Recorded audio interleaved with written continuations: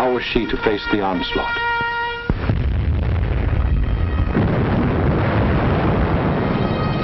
These scenes are ancient history. They occurred in 1914. The German armies, without warning, had smashed across neutral Belgium, invaded France, reached the River Marne only a few miles from Paris. Out of the French capital poured the French reserves, riding out to battle the enemy in every vehicle that could move. The famous taxicab army. Note well, it was riding out to battle. In the center of the French line stood the 9th French Army, commanded by a then comparatively unknown general. On September 5th, 1914, he is reputed to have said, "My right is driven in. My center is giving way. The situation is excellent. I attack."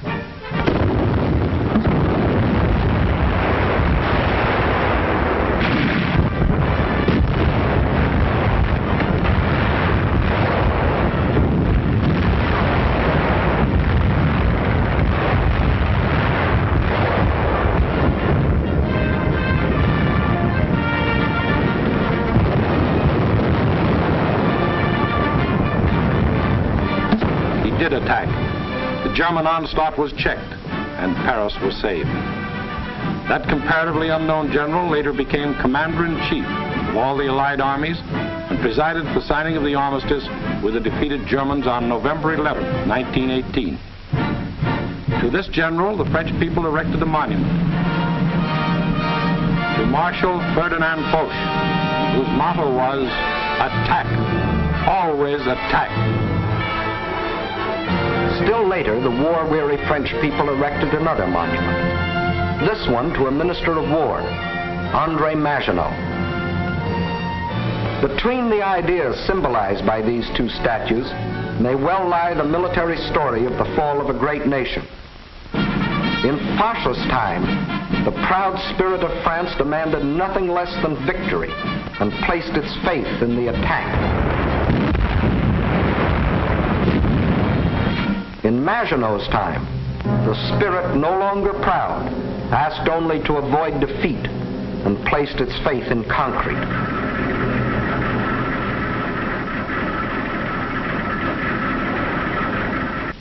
So the French built the mighty chain of fortresses called the Maginot Line. These tremendous bastions were built deep into the French land. They were connected by underground passages and railways, guarding France's eastern borders facing Germany.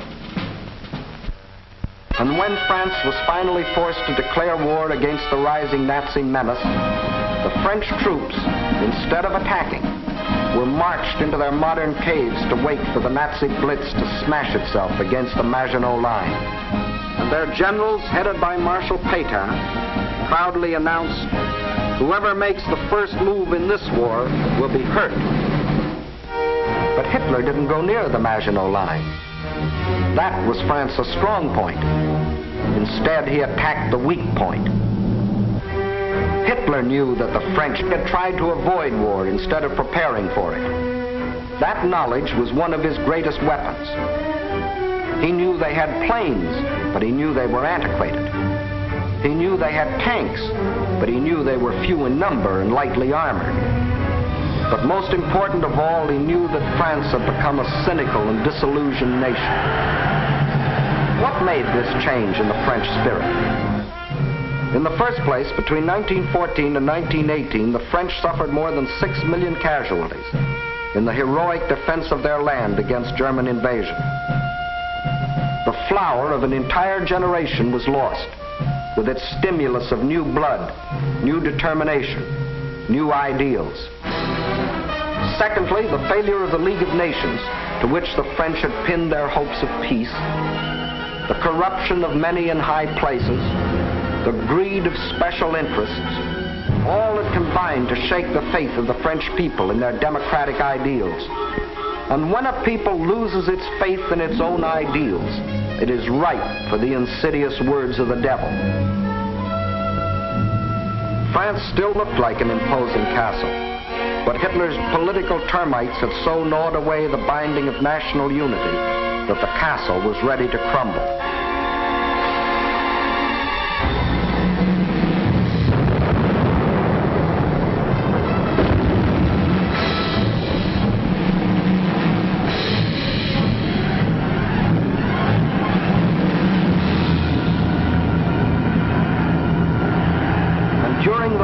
of military inactivity that we called the phony war. A ceaseless barrage of German propaganda crossed the still waters of the Rhine to affect the soldiers in the Maginot Line. Why do you fight? Asked the banners. Poems and friendly notes were sent over by balloons. French tunes were played by German bands, and German hooey was broadcast in French.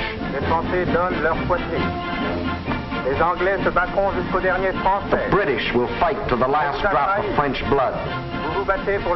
You have been deceived. This is an imperialistic war for Britain. We Germans want nothing of France.